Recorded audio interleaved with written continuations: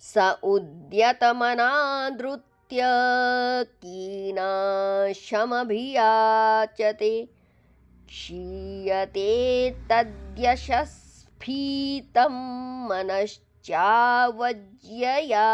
हतः अहं त्वा शृण्वं विद्वन् विवाहार्थं समुद्यतम् अतस्त्वमुपकुर्वाणः प्रत्तां प्रतिगृहाण मे। ऋषिरुवाच बाड्मुद्वोडुकामोह मप्रत्ता च तवात्मजा आवयोरनुरूपोऽसावाद्यो वैवाहिको विधिः।